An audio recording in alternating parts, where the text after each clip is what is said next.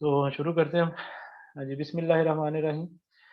इस कोर्स में जो है हम स्टार्ट करेंगे तो इसमें हम थर्मोडायनामिक्स और काइनेटिक्स स्टडी के बारे में पढ़ेंगे। तो अभी जो है हमारे जो टॉपिक्स हैं, ये जो स्टार्ट किए, ये थर्मोडायनामिक्स से रिलेटेड है और इसी से रिलेटेड फिर हम चीज़ों को देखेंगे।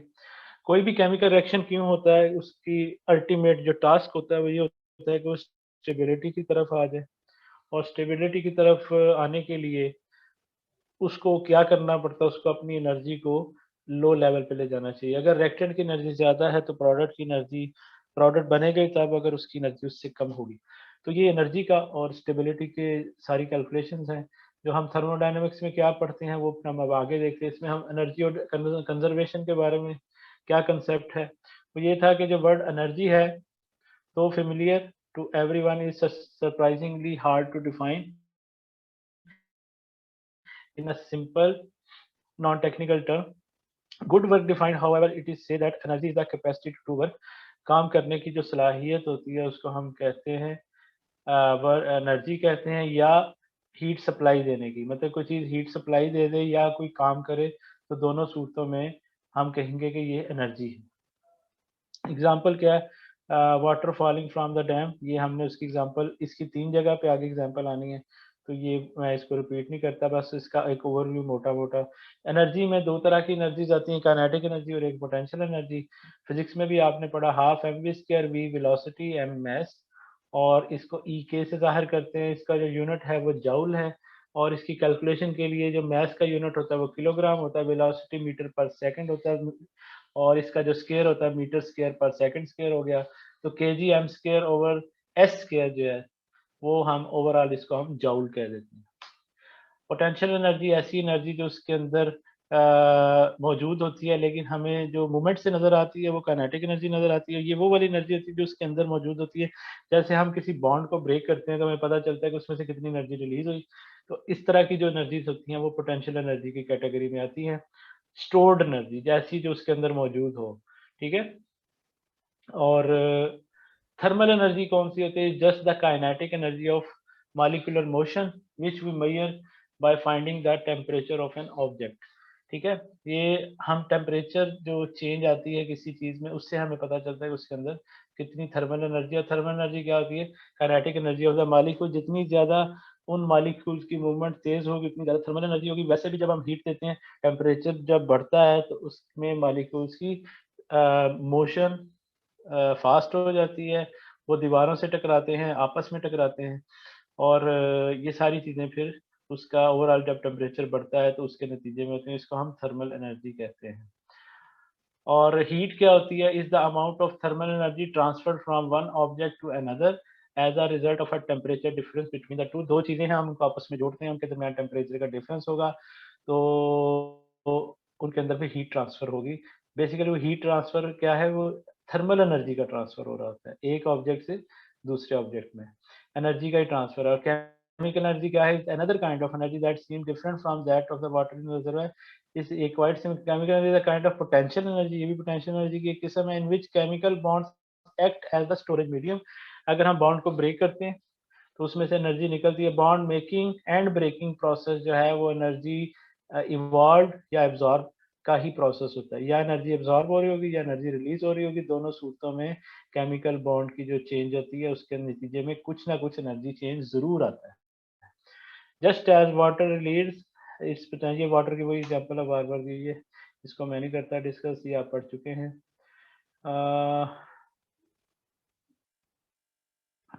फर्स्ट लॉ ऑफ थर्मोडायनेमिक्स क्या है कि उसके नतीजे में स्वयं पढ़ा law of conservation of energy भी हम कहते हैं, यानी कि energy can neither be created not destroyed but can be converted from one form to another. ठीक है? लॉस कोई नहीं होता उसमें। द सब्सटेंस, अब सिस्टम क्या होता है? ऐसी चीज़ जिसको हम डिस्कस कर रहे हैं, अगर हम किसी रिएक्शन को डिस्कस कर रहे हैं तो वो रिएक्शन सिस्टम है और उसके गिर्द-गिर्द जो बर्तन है, जो टेस्ट ट्यूब है, जो बीकर है, वो भी सराउंडिंग है। लेकिन अगर हम बीकर समेत कैलकुलेशनें कर रहे हैं तो पूरा बीकर ही उस केमिकल का सिस्टम है और उसके इर्द-गिर्द सराउंडिंग है। अगर हम पूरी लैब को, पूरे मुल्क को, पूरी यूनिवर्सिटी को हम स्टडी कर रहे हैं, उसके अंदर किसी भी सिस्टम उसकी कोई भी प्रॉपर्टीज़ को, किसी रिएक्शन को तो वो पूरे का पूरा सिस्टम है और उसके अलावा सराउंडिंग है। तो ये डेफिनेशंस आपको क्लियर है सिस्टम और सराउंडिंग की। दूसरी जो डेफिनेशंस है जो थर्मोडायनेमिक्स में यूज़ होती है, तीसरी वो इंटरनल एनर्जी है। Internal energy of the system is defined as the sum of all the kinetic and potential energies for every molecule और आयन इन अ सिस्टम। उसके अंदर जितने भी मॉलिक्यूल हैं, आयन हैं, को एटॉमिक फॉर्म में मौजूद है, मोनोटॉमिक गैसेस हैं, नोबल गैस है, जो कुछ भी है उस सिस्टम के अंदर मौजूद है, उसकी एक एक जो जर्रा है जिसको हम कह लें, बेशक वो हम कैलकुलेट कर सकते हैं, ऐसे भी है जो हम अभी कैलकुलेट नहीं कर सकते। सब की जो कंप्लीट एनर्जी है वो इंटरनल एनर्जी कहलाती है, जिसमें काइनेटिक एनर्जी और पोटेंशियल एनर्जी दोनों का टोटल है, यानी कि टोटल एनर्जी उस सिस्टम में कितनी है। और अगर कोई सिस्टम ट्रूली आइसोलेटेड होगा तो फिर ना वो एनर्जी बाहर जाएगी, ना उसकी एनर्जी बाहर आएगी, और टोटल इंटरनल एनर्जी जो है ऑफ वो सिस्टम की कंजर्व रहती है। लेकिन प्रैक्टिकली केमिकल रिएक्शन में ऐसा नहीं होता। इतना आइसोलेटेड सिस्टम हमें मुश्किल ही है जो मिले। तो हमेशा हम क्या करते हैं, हम उसको डिफरेंस लेते हैं इंटरनल एनर्जी का। चेंज इन इंटरनल एनर्जी हम मेजर करते हैं। एब्सोल्यूट एनर्जी की वैल्यू हमें नहीं मिलती, क्योंकि जब हमने कोई रिएक्शन स्टार्ट किया उस वक़्त उसके हम देख लेते हैं इंटरनल इंटरनल एनर्जी क्या थी, और उसके बाद जब रिएक्शन कंप्लीट हो गया, जब हमारी ऑब्जर्वेशन, हमारी स्टडी कंप्लीट होगी, तब हमें पता चलता है कि इसकी इंटरनल एनर्जी कितनी चेंज आया। ठीक है? E2 माइनस E1 दोनों का जो डिफरेंस होता है वो हम चेक कर लेते हैं, लेकिन एब्सोल्यूट वैल्यू जो है वो हमें पता नहीं चलती। तो अगर तो सिस्टम जो है ये जैसे ये एक कोनिकल फ्लास्क है, ये टाइटेशन फ्लास्क, इसमें हम एक सिस्टम है जो ग्रीन कलर का नज़र आ रहा है।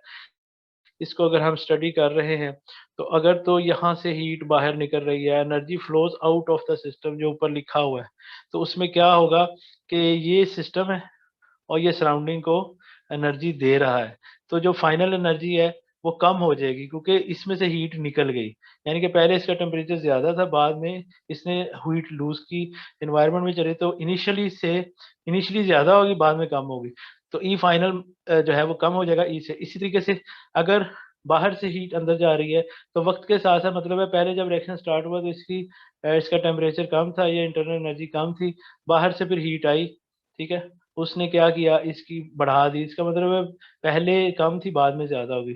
तो पहले कम थी, बाद में ज़्यादा हो गई, तो ई फाइनल ग्रेटर। तो इस तरह का जो सिस्टम होता है, या वो हीट दे रहा होता है या फिर उसमें से हीट ले रहा होता है। तो ये आगे फिर हम इसको एंडोथर्मिक या एक्सोथर्मिक में बात करेंगे। तो ई फाइनल अगर छोटा होगा ई इनिशियल से, तो डेल्टा ई जो है वो नेगेटिव फॉर्म में होगा। नेगेटिव का मतलब क्या है?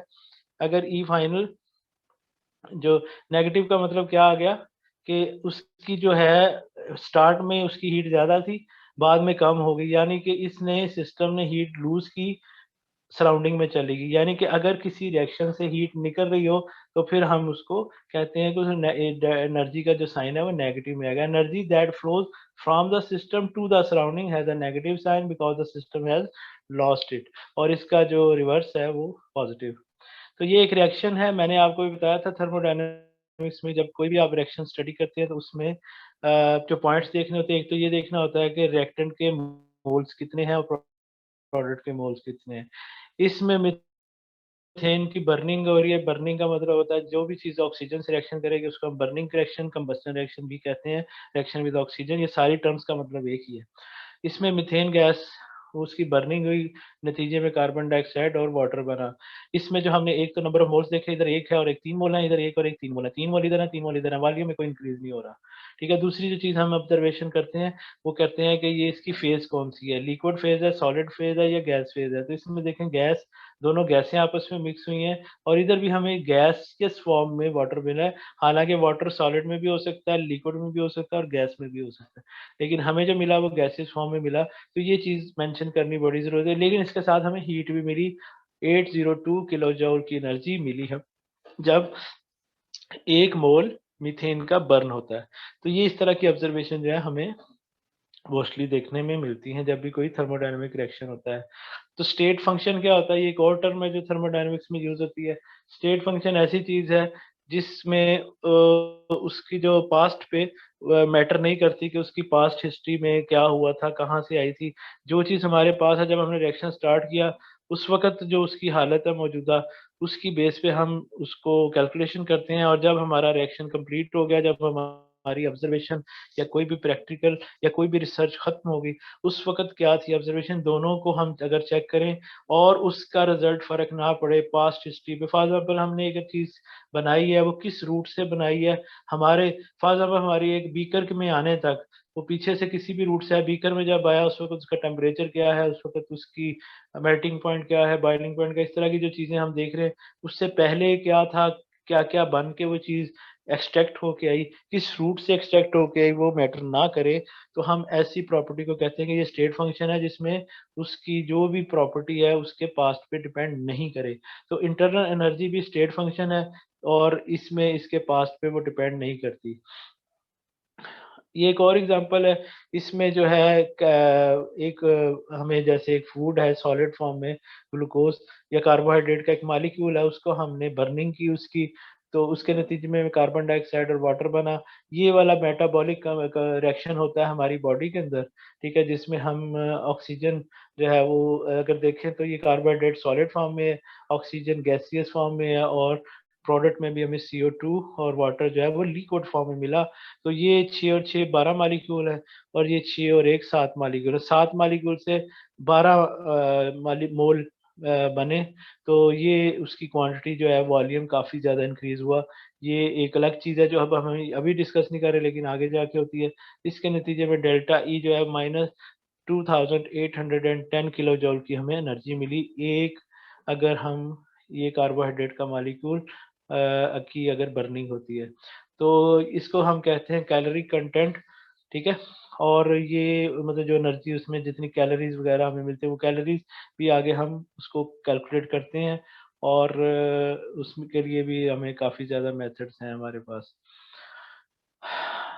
अच्छा, बाकी वर्क 2 किस्म का होता है, एक ऐसा वर्क होता है जिसके नतीजे में एक्सपेंशन होती है और एक ऐसा वर्क होता है जिसके नतीजे में एक्सपेंशन नहीं होती, जैसे बैटरीज़ के अंदर है, एक्सपेंशन नहीं होती, तो काम वर्क दोनों ही कहलाते हैं, एक्सपेंशन हो या ना हो। लेकिन अगर रेगुलर उसकी डेफिनेशन वर्क की देखें, फोर्स इंटू डिस्टेंस है, तो ये वाली जो डेफिनेशंस है, ये वर्क की है जो हम फिज़िक्स में मोस्टली पढ़ते हैं।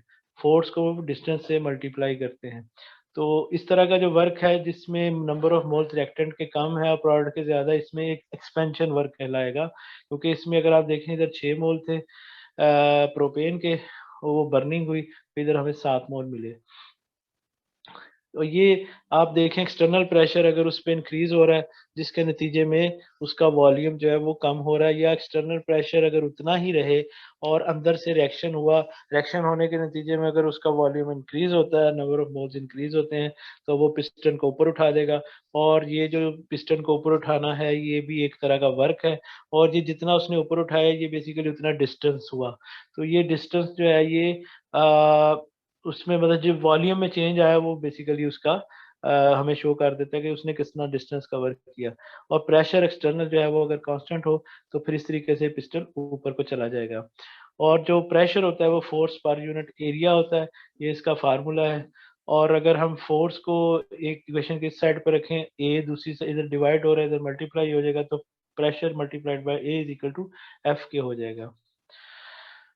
इसमें अगर हम देखें तो जैसे वर्क की डेफिनेशन आपने पीछे पढ़ी थी, फोर्स इंटू डिस्टेंस, तो फोर्स की जगह पे हम पी डेल्टा ई ए और डी लिख दिया और जो ए और डी है एरिया और डिस्टेंस को अगर हम मल्टीप्लाई करें तो ये हम बेसिकली चेंज इन वॉल्यूम बनता है। तो ये डेल्टा वी हम इसको कह दिया, ये डिस्टेंस वो जो डिस्टेंस उसने पिस्टन ने ऊपर उठाया और ये जो एरिया ऑफ द पिस्टन है, इन दोनों को अगर आप मल्टीप्लाई करें तो ये बेसिकली चेंज इन वॉल्यूम को ही जाहिर करता है। वॉल्यूम जो है वो 3 डायमेंशनल होता है और एरिया जो है वो 2 डायमेंशनल होता है। 2 डायमेंशनल को हाइट्स तरफ दे दें, तो वो पूरे जगह का वॉल्यूम बन जाता है। ये वॉल्यूम का वैसे ही फ़ॉर्मूला इसी तरह से हम निकाल लंबाई, चौड़ाई, ज़रब ऊँचाई। और अगर गोल चीज़ हो, तो वो सिलेंडर की फ़ॉर्म में भी ऐसे ही होता है। सिलेंडर का अगर आपने वॉल्यूम निकालना हो पूरे का, तो उसका जो एक एक साइड का एरिया और जो टोटल लेंथ है, उसकी वो पूरा एरिया नहीं, लेकिन हम चूँकि इतने से एरिया का वॉल्यूम निकाल रहे हैं, तो इसलिए फिर हम इसको इस डिस्टेंस को ही हमने मल्टीप्लाई किया है। तो ये फिर इस तरीके से वर्क की डेफिनिशन जो है, वो पी एडी जो है वो डेल्टा वी बन जाता है। और इसका जो साइन है, अगर ये पिस्टन उठा रहा है, इसमें हम फिर जो साइन है डेल्टा वर्क का, वो माइनस में लगाएँगे अगर सिस्टम सराउंडिंग के अगेंस्ट काम कर रहा है, यानी कि सराउंडिंग पे काम कर रहा है, सिस्टम को अगर काम करना पड़ गया तो वो हम उसको माइनस साइन में, that the work done when a system expends by delta we against a constant external pressure, तो वो माइनस में, ये साइन हमने खुद लगाया है, जैसे हम हर चीज को कह रहे हैं कि ये पॉजिटिव है या नेगेटिव है, तो इस तरह से ये भी हम उस तरह से कर रहे हैं। और इस तरीके से अगर डेल्टा वी जो है वो माइनस में आ जाए, यानी कि फाइनल कम हो जाए और इनिशियली उसका वॉल्यूम ज़्यादा हो, यानी कि अगर प्रेस हो रहा हो सिस्टम, तो फिर डब्ल्यू जो है वो पॉजिटिव में चला जाएगा, क्योंकि डेल्टा वी का साइन माइनस में चला जाएगा, माइनस और माइनस मिलके प्लस बन जाएगा, अगर ऐसा सीन आ जाए। ये उसके यूनिट्स हैं, पास्कल, मीटर क्यूब, और दूसरा जो लीटर एटमॉस्फेयर या जॉल्स में अगर हम कन्वर्ट करते हैं, ये कन्वर्जन है, ये आप याद करें अच्छी तरह से। और पेपर में कोई क्विज उसमें इस तरह से आ जाता है, कोई न्यूमेरिकल भी, तो आपको ये यूनिट्स आने चाहिए, ठीक है। और ये जो है उस तरीके से अगर आप देखें, ये जो मैंने अभी उसकी कंट्रैक्शन की एग्जांपल दी, एक्सपेंशन का जो अपोजिट है जिसमें वर्क जो है वो पॉजिटिव होता है, तो वो आप देख सकते हैं कि ये 4 मोल थे, हाइड्रोजन और नाइट्रोजन अमोनिया के 2 मोल मिले, तो बेसिकली वॉल्यूम कम हो गया, तो वॉल्यूम कम होने से डेल्टा भी नेगेटिव में चला गया, और ये नेगेटिव साइन इस नेगेटिव से मिलके फिर वर्क जो है वो पॉजिटिव में आ जाता है, तो ये डब्ल्यू यहाँ पे पॉजिटिव हो जाएगा अगर ये माइनस में जाएगी वैल्यू। तो इस तरह से change in internal energy of a system is equal to delta E is equal to Q plus W के बराबर है वर्क, और उसके बराबर है, और ये आपको मैंने पढ़ाया था, दोबारा से आपको यहाँ पे बता देता हूँ। If there is no volume change, delta V जो है वो तब जीरो होगा, तो इस केस में फिर अगर आप देखें तो डेल्टा वी जीरो अगर वॉल्यूम चेंज नहीं आता, ठीक है। We have seen that up to that point a system can exchange energy with its surrounding either by transferring heat or by doing work। ये वर्क की स्टार्ट में definition थी, ये या तो वो काम करेगा या फिर हीट ट्रांसफर करेगा, तो हम वो कहेंगे कि ये जो है वो सराउंडिंग में जो एक्सचेंज हुआ हीट का। बर्निंग ऑफ गैसोलीन, ये ऑक्टेन है, in your car's engine heats up to the surrounding, causing to produce CO2 and water to expand and to do work by pushing the piston को उठाता है, ये burning जो system होता है हमारी कार का, उसकी बात कर रहे हैं। यूजिंग द सिंबल क्यू, अब ये नहीं आई है, टू रिप्रेजेंट ट्रांसफर हीट, ठीक है। ये डब्ल्यू का जो आपने माइनस पी डेल्टा भी पढ़ा है, और we can represent the total change in internal energy of a system delta E, ये total change in internal energy of the system जो है वो क्यू प्लस डब्ल्यू के बराबर होगा। डब्ल्यू को हम पहले ही कह चुके, माइनस पी डेल्टा वी है अगर सिस्टम में प्रेशर जो है वो कांस्टेंट हो, ठीक है। जैसे उसमें कांस्टेंट था, वॉल्यूम बढ़ गया था तो पिस्टन को ऊपर उठा दिया था, तो ये साइन माइनस का इसलिए लगाया था कि ये सिस्टम ने काम किया था सराउंडिंग के ऊपर। If Q has a positive sign if the system gains heat, अगर सिस्टम को हीट मिलती है तो तब ये वाला साइन क्यू का पॉजिटिव होगा, अगर बाहर से इसको हीट मिल रही है। And a negative sign if the system lose heat, ये हम स्टार्ट में जो हमने यहाँ पे पढ़ा था ये बात हो रही है यहाँ पर, जो इधर था ये, ठीक है, उसकी बेस पे।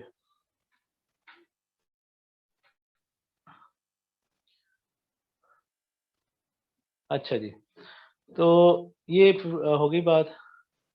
अब क्यू जो है यहाँ पर हमने ये एंड वाली देखें, वेयर क्यू हैज अ पास, ये होगी बात, सॉरी। अच्छा, रीअरेंजिंग द इक्वेशन, अगर हम क्यू की वैल्यू निकालें तो delta E plus P delta we, उधर माइनस था तो इधर प्लस हो गया, और यहाँ पर अगर हम कह देते हैं क्यू वी जो है कि एट कांस्टेंट वॉल्यूम क्या होगा, जो उसकी है heat on the erection might be carried out in a close container with a constant volume, ठीक है। वो डेल्टा वी वहां पर अगर जीरो होगा तो ये पूरे का पूरा फैक्टर जीरो हो जाएगा, अगर वॉल्यूम में चेंज कोई नहीं आता। तो क्या होगा, जितनी भी हम उसको हीट दे रहे हैं उसकी इंटरनल एनर्जी को इंक्रीज करने में ही उसकी इंटरनल एनर्जी ही बढ़ रही है। Such a case no PV work can be done as energy change the system is duly, heat transfer ही होगी सारी, to indicate this heat transfer at constant volume. अगर heat transfer at constant volume निकालें तो वो delta E के बराबर होगी एट कांस्टेंट वॉल्यूम, ठीक है, क्योंकि डेल्टा जीरो से पी मल्टीप्लाई का तो प्रेशर का भी इन्फ्लुएंस सारा खत्म नजर आ जाएगा। और अगर डेल्टा वी जीरो नहीं है तो फिर क्यू पी है, यानी कि एट कांस्टेंट वॉल्यूम ये था और कांस्टेंट प्रेशर पे delta E plus P delta we होगा, ठीक है। अब इसमें प्रेशर कांस्टेंट है, वॉल्यूम में चेंज आ रहा है, इसको जो चेंज आ रहा है इसको फिर हम इंथैल्पी का नाम देते हैं, ठीक है। because the reaction is carried out at constant pressure in open container as the heat exchange QP, जो चेंज इन हीट है एट कांस्टेंट प्रेशर, वो हम फिर कहते हैं उसको एंथैल्पी चेंज या फिर हीट ऑफ द रिएक्शन। तो एंथैल्पी की डेफिनेशन अब आपको क्लियर होगी होगी ठीक है। एंथैल्पी चेंज क्या होती है, QP delta E plus P delta we, इसको डेल्टा एच से भी ये भी चेंज इन एंथैल्पी हम कैलकुलेट करते हैं, एब्सोल्यूट वैल्यूज की नहीं करते। और उसी तरीके से फाइनल और इनिशियल जो है, मतलब हम प्रोडक्ट की देख लेते हैं और रिएक्टेंट की देख लेते हैं, दोनों का डिफरेंस हम निकाल लेते हैं और फिर डेल्टा एच हमारे पास आ जाता है। और ठीक है जी, ये हमारा बस इसमें यही था। बाकी हम दूसरी स्लाइड देखते हैं।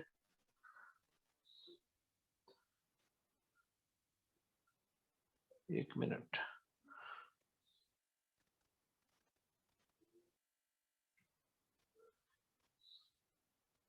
इसमें भी thermochemical equation gives the balance chemical, ये हमने एंथैल्पी चेंज किया, बातें शुरू हो जाएंगी थर्मोडायनेमिक्स में। ठीक है, स्टैंडर्ड स्टेट क्या होता है, अगर एंथैल्पी चेंज हमने निकालनी है स्टैंडर्ड पे, तो उसका मतलब है कि 25 डिग्री सेंटीग्रेड 1 मोलर कंसंट्रेशन, और जो प्रेशर है वो 1 एटमॉस्फेरिक प्रेशर है। तो इसको हम नॉट से जाहिर करते हैं, स्टैंडर्ड कंडीशन को डेल्टा एच नॉट, ये एक जीरो सा हम ऊपर लगा देते हैं सैम्बल इसका। ठीक है, अब ये जो रिएक्शन है, अगर हम डेल्टा एच नॉट लिखा तो ये अंडरस्टूड है कि ये 25 डिग्री और 1 एटमॉस्फेरिक प्रेशर के ऊपर ही ये रिएक्शन हुआ है। तो इस तरह की जो हम साइन यूज करते हैं, ये फिर हमारे पास ये रिएक्शन सारे मैं आपको पढ़ा चुका हूँ। और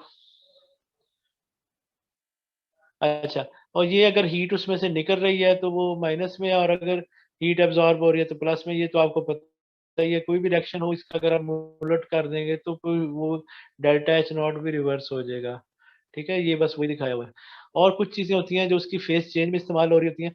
तो ये जो लॉस ऑफ हीट है, ये गैस और लिक्विड की वजह से 176 किलो जूल की एनर्जी है, जो कि लिक्विड से गैस में कन्वर्ट करने में यूज हो रही है। वो डिफरेंस फिर हमें यहाँ पर अक्सर जगह पे नजर आता है। अगर गैसियस फॉर्म में चला गया तो -2044 की हमें हीट मिली, और अगर लिक्विड में है तो -2220 की मिली। तो ये जो डिफरेंस है वो इस वजह से आता है। ठीक है, लिक्विड से गैस में कन्वर्ट हुआ तो उसके लिए हमें चाहिए 44 किलो जूल की एनर्जी, हमें उसको देना पड़ेगी। लेकिन अगर लिक्विड से गैस में कन्वर्ट हुआ, यानी कि 100 डिग्री सेंटीग्रेड पे वो स्टीम में कन्वर्ट हो गया, 176 किलो जूल की एनर्जी हमें उसको देनी पड़ी। तो ये वाली चीजें हमारे पास जो है ना वो मतलब ये 4 का मतलब क्या है कि वो 4 मोल है। अगर 4 होंगे तो ये भी 4 से मल्टीप्लाई हो जाएगा, 4 गुना बढ़ जाएगा। ये इस चीज को एक्सप्लेन करने के लिए बताया, ये 4 जो की वजह से डिफरेंस, अदरवाइज वैसे 44 का डिफरेंस है। अच्छा जी, बाकी हीट ऑफ अ रिएक्शन भी हम इसको कहते हैं, जो चेंज इन हीट है, एंथैल्पी चेंज है, उसको हम हीट ऑफ द रिएक्शन भी कहते हैं। एंडोथर्मिक रिएक्शन जिसमें हीट देनी पड़ती है, और एक्सोथर्मिक जिसमें हीट रिलीज होती है। ये वही वाली बात है, ये आपको सारी क्लियर होगी होगी। सब्लिमेशन डायरेक्ट सॉलिड से लिक्विड, डायरेक्ट सॉलिड से वेपर फेज में कन्वर्ट होने को हम सब्लिमेशन कहते हैं। और इसका जो टोटल डिफरेंस होता है वो आप किसी भी रूट से हम देखें तो जो हेसेस लॉ की बेस पे वो बराबर होता है। तो हम हेसेस लॉ इसके बाद है, कैलोरीमीटर में हम चेंज इन हीट को चेक करते हैं। और ये जो हमारा दूसरा है बॉम्ब कैलोरीमीटर, इसमें हम बर्निंग वगैरह किसी की चेक करनी हो कि उसमें कितनी हीट निकली है, सिस्टम में गई है, वो हम चेक करते हैं। सिर्फ इसमें जो कोई इतना नहीं, सिर्फ उसका एक बर्तन सा होता है समझ लें, और उसके ऊपर हमें थर्मामीटर, और उसको फायरिंग इग्नाइट करने के लिए, बर्निंग के लिए हमारे पास वो होता है जिसको इलेक्ट्रिक सिस्टम, जिससे वो बर्निंग हो जाती है। वो फिर हम उससे कैलकुलेट कर सकते हैं। हीट कैपेसिटी की डेफिनेशन थी, is the amount of heat required to raise the temperature of an object or substance by a given amount, a relationship that can be expressed by the equilibrium। इसको C equal to Q over delta T जो है वो change in temperature, और Q का आपको पता है जो उससे हीट ट्रांसफर हुई। इन दोनों को अगर हम इसकी इक्वेशन से निकालें तो हमें हीट कैपेसिटी मिल जाएगी। ये भी वही डेफिनेशंस है। और स्पेसिफिक हीट कैपेसिटी, हाँ जी, specific heat capacity the amount of heat necessary to raise the temperature 1 gram of a substance. और अगर ये 1 ग्राम की जगह पर 1 मोल आ जाए तो फिर वो मोलर हीट कैपेसिटी कहलाती है, सीएम उसको हम कहते हैं। और यहाँ पर इम्पोर्टेंट वही हैसेस लॉ है कि हम किसी भी प्रोसेस से रिएक्शन करवाएं, बाई पार्ट्स करवाएं, जो फाइनल प्रोडक्ट बनेगी, इनिशियल जो स्टार्ट करे, बेशक ब्रेकअप पहले वो उसकी हीट जो है वो उतनी ही उसमें से निकलेगी, या हमें अगर देनी पड़ती है तो देनी पड़ती, इसकी एग्जाम्पल भी यहाँ पर दी हुई है। तो यह हैसेस लॉ आपने पिछले कोर्स में पढ़ा था, ये वही है उसका। और ये कि ये आपको कैलकुलेशन याद होनी चाहिए, कितनी हीट निकली कितनी, ये मैं पेपर में भी देता होता हूँ। और ये आपको 187.6 92.2 ये सारा रट्टा टुट्टा मार के आपने याद करना है कि पेपर में आ गया तो पूरा प्रॉपर क्वेश्चन आपने लिखना है हैसेस लॉ की और लॉ ऑफ कंजर्वेशन की बेस पे। तो ये है जी सारा। अब है हमारे पास 5 मिनट रह गए, 5 मिनट में थोड़ा सा बस अगला आपको बता देता हूँ। तो हम छोटा सा एक टॉपिक है, वो बस इसी से रिलेटेड था, तो मैंने कहा उसको भी आज हम कवर कर लें। इसमें हमने ये देखना है bond association, energy, fuel efficiency और हीट ऑफ कंबशन के बारे में पढ़ेंगे।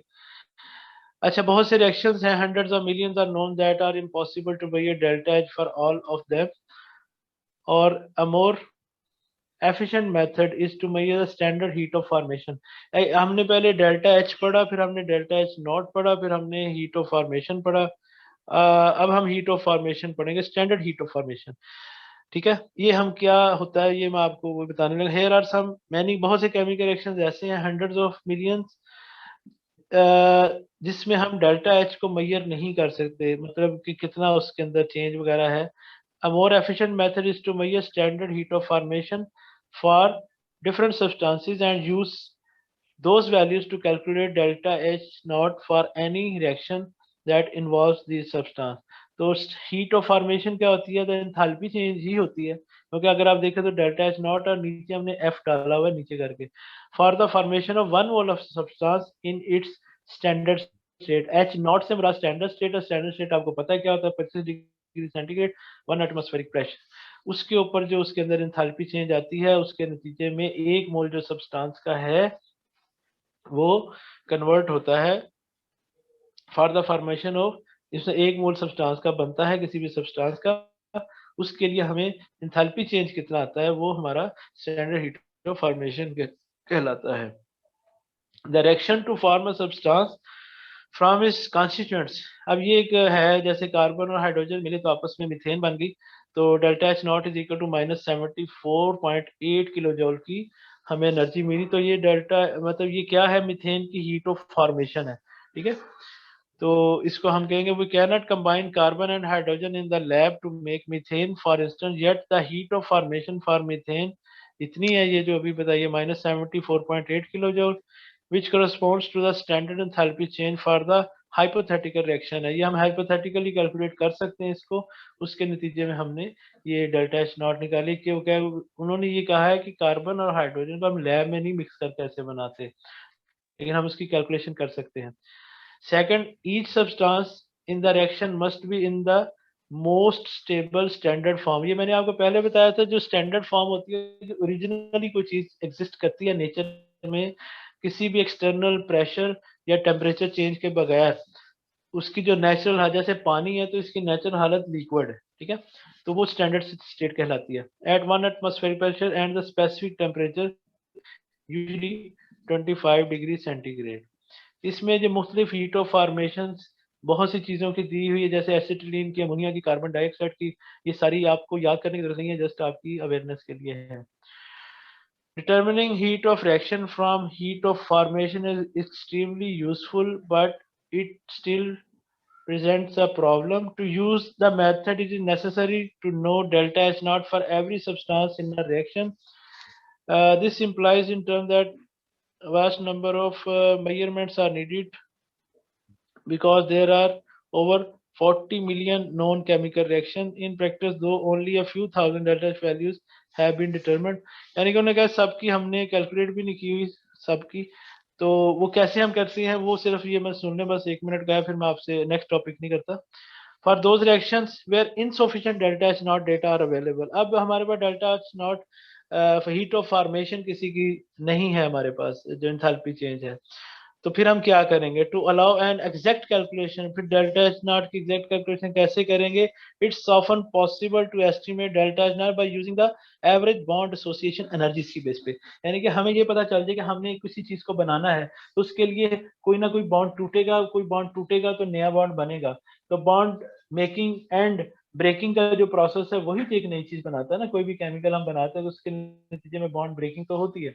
तो जो उस बॉन्ड एसोसिएशन एनर्जी की कैलकुलेशन फिर हम करते हैं कि हमने फॉर एग्जांपल इस चीज को for the reaction X Y bond को हमने तोड़ा एक्स और वाई में, ठीक है। उसके लिए डेल्टा एच नॉट किसके बराबर होगा? डी के बराबर होगा। D stands for bond association energy, यानी कि दोनों के बॉन्ड को जो ब्रेक करने के लिए हमें एनर्जी चाहिए वही उसकी डेल्टा एच नॉट होगी, ठीक है। ये एक पॉइंट है जिसकी बेस पे फिर हम हाइपोथेटिकली किसी भी चीज की हीट ऑफ फॉर्मेशन हम उसको निकाल सकते हैं। अब इससे क्या पता चलता है? Is the amount of energy that must be supplied to break a chemical bond.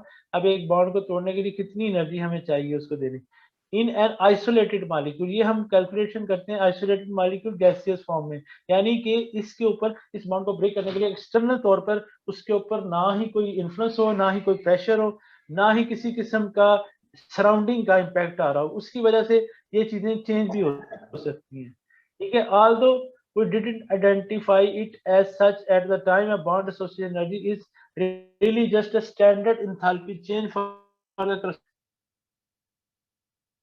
corresponding bond breaking reaction। आपको बताना चाह रहा था। तो जस्ट 1 मिनट लूंगा, फिर आप उसके बाद आप क्लास छोड़िएगा। ये